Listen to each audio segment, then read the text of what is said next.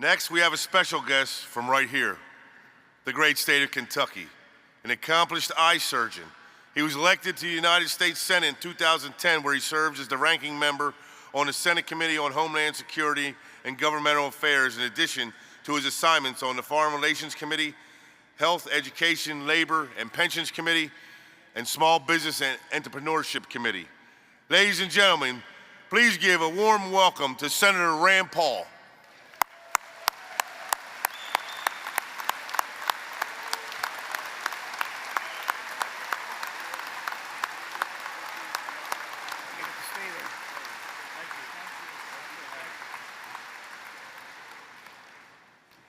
Good morning, VFW. Commander Sarmiento, thank you for the invitation and the introduction. It's an honor to be here with you, along with so many heroes of this country and this organization.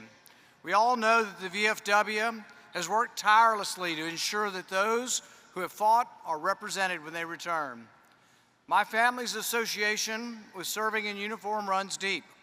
My father was a captain in the Air Force.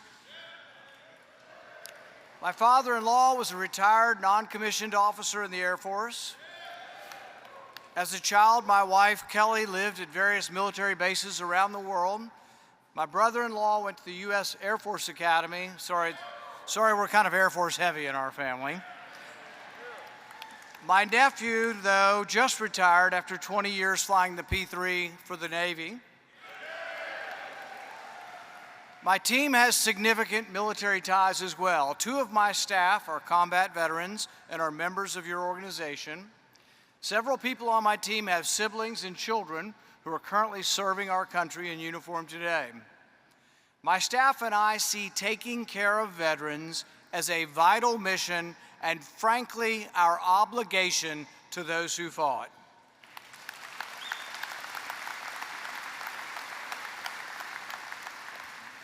I also consider that mission directly aligned with another, ensuring our country is strategic in its foreign policy.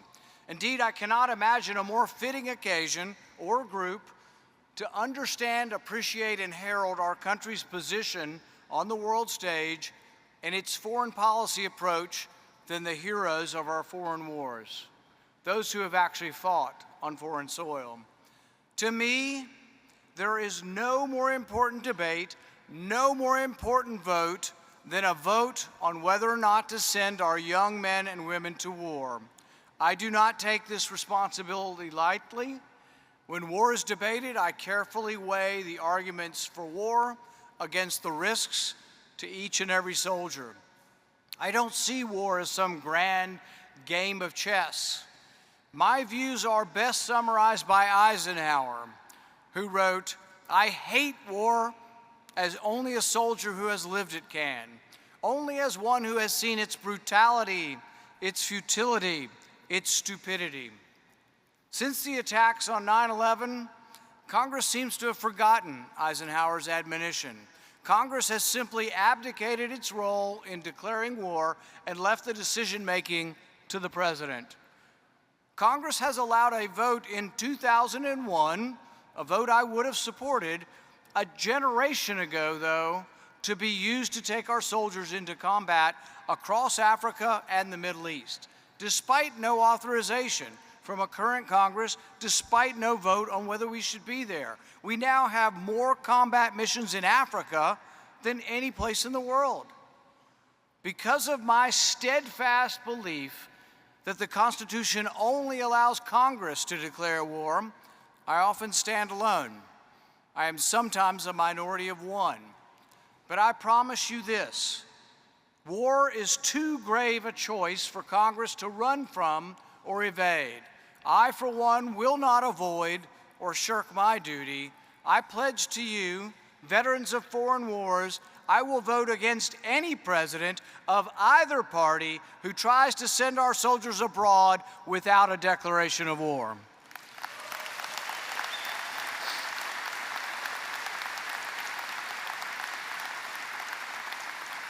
Our nation was founded on a restrained foreign policy. Indeed, our first president pushed for trade and friendship with all, alliances in war with none, or as few as possible.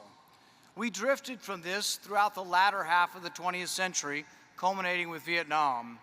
Traditionally, American foreign policy was restrained, reserving military force as a last resort. It was a restrained realism in foreign policy that brought down the Iron Curtain but avoided World War III. But our traditional restrained foreign policy has slowly been replaced by a desire to be everywhere all the time, by a belief that military intervention is always the answer. As a consequence, America has become mired in multiple civil wars in a variety of locations with arguably limited national interests at stake. The authorization from 20 years ago to fight the perpetrators of 9/11 has nothing to do with having our military chasing down goat herders in Mali. Yet 4 of our finest young soldiers died there in an undeclared war with a murky mission in sub-Saharan Africa. Since World War II, Congress has allowed presidents to take us to war without the approval of Congress. Feckless leaders in Congress have allowed presidents to transform a mandate to eliminate those who attacked us on 9/11 to a limitless, unfocused presence in dozens of countries. The war in Afghanistan shows a congressionally approved, justified war against the 9/11 attackers somehow morph into a 20-year, trillion-dollar debacle with no clear mission. The ignominious retreat from Afghanistan shows how weakness begets calamity and then overreaction. The catastrophic decision to have our final exit point be a civilian airport in a crowded urban area instead of the isolated and defensible Bagram Air Base led to the tragic deaths of 13 of our troops. In the aftermath, a weakened Biden administration overreacted and sent a lethal drone that killed an aid worker and a dozen children. Instead of peace through strength, the result was carnage from weakness. As we contemplate and as we elect a new president, we should replace weakness with strength.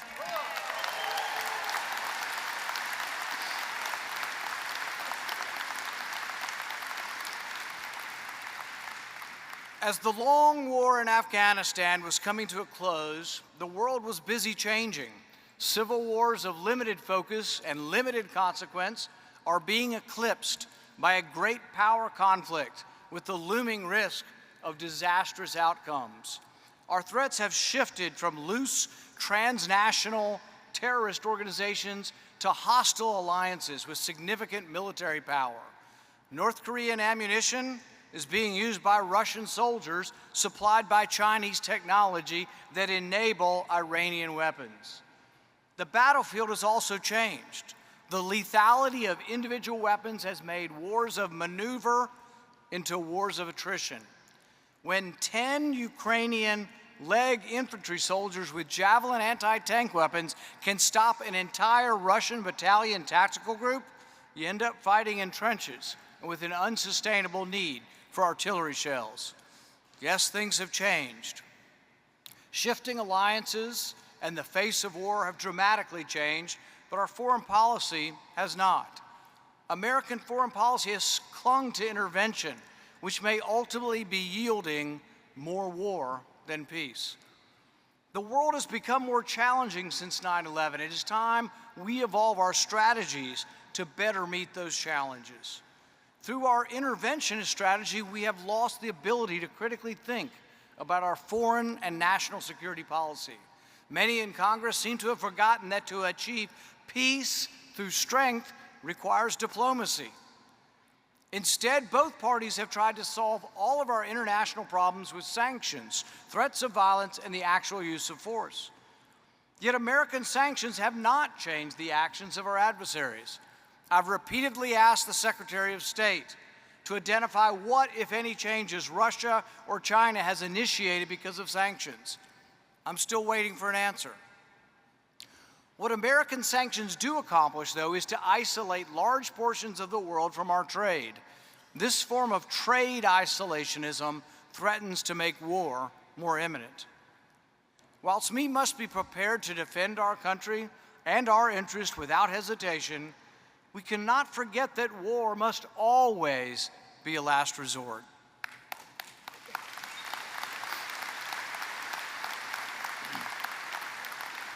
The bayonet cannot be our first choice of diplomatic engagement. The potential cost of war today is simply too high. Today, our chief adversaries have the capability to destroy our way of life as we do theirs. The consequences of a great power conflict between a Western alliance and Russia or China would be devastating. We would feel those effects in all aspects of our life. Our commerce, our freedoms, our day-to-day existence would be impacted more than at any time in our history. As a measure of last resort, war must be squarely centered on a vital national interest that is clear to the American people. Once that vital national interest is identified, we must craft a viable strategy to reach an achievable goal that is materially and economically sustainable with a clearly defined end state. The purpose of war is to make a better peace, not to perpetuate further war.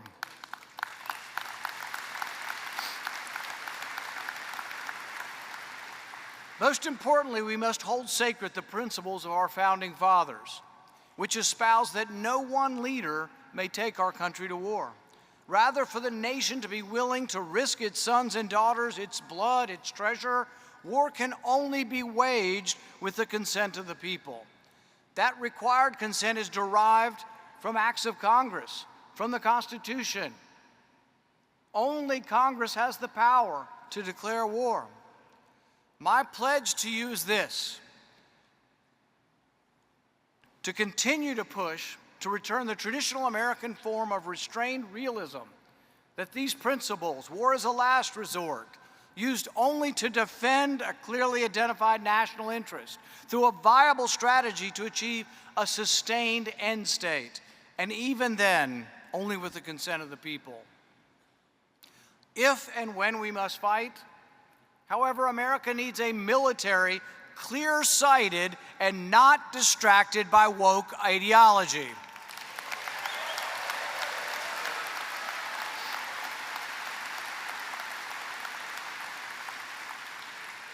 As Churchill reportedly said, people sleep peacefully in their beds at night only because rough men stand ready to do violence on their behalf.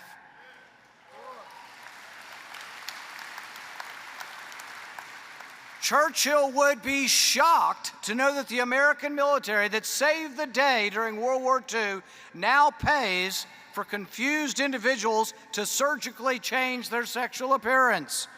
America still needs rough men and women for our defense.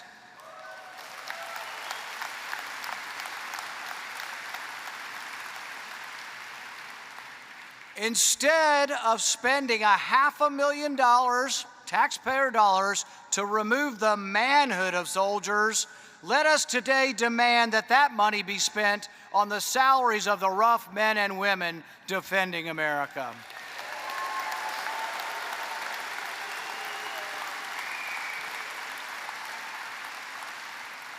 Defending America means not letting our military mission be overridden by left-wing agenda unrelated to military readiness. With a $34 trillion debt, our foreign policy needs to re-examine all foreign aid. As a consequence of being everywhere all the time, American aid flows not only to dependent allies, but to countries that have the audacity to burn our flag. I promise you this: I will never, ever vote to send one penny of aid to foreign countries that hate us and burn our flag.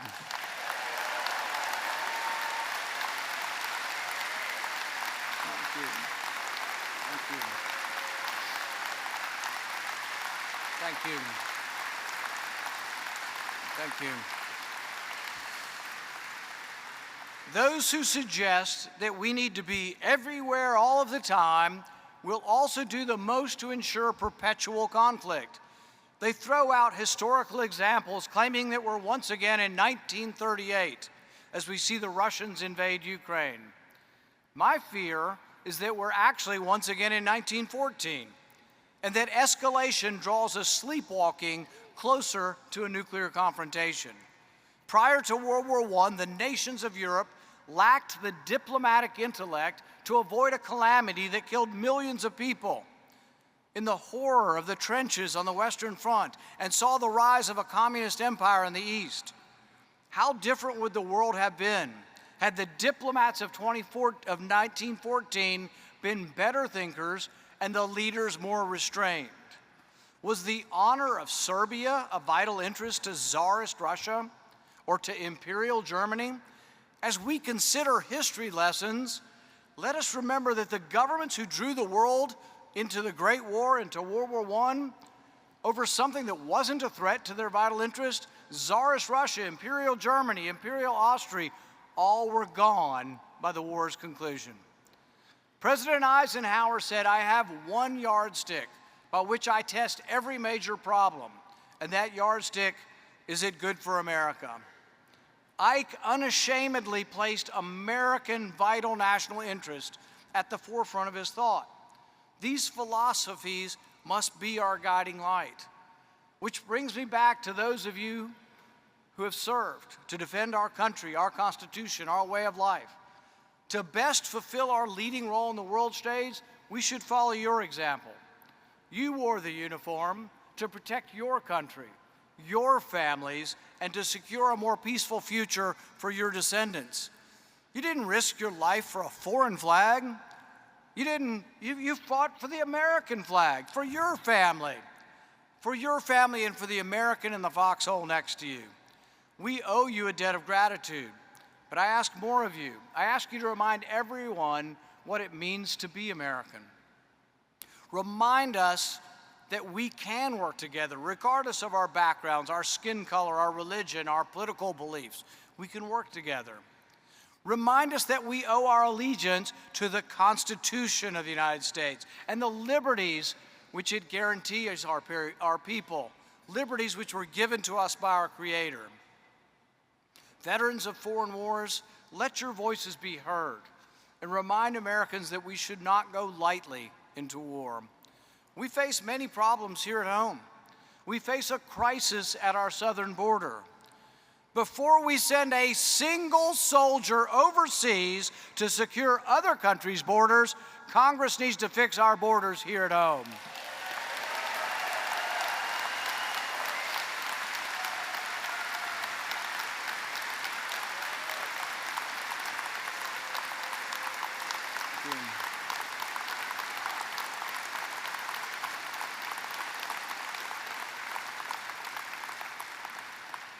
The strength of America is our spirit, not at the end of our rifles. Our way of life, our belief in liberty, our unshakable trust that our rights come from a creator, not a government. This is what gives us the power to be a great nation. Let us live by that example. Let us set that example. Let the world follow. It has truly been my honor to be here today. Thank you. And may God bless you, and may God bless the United States of America.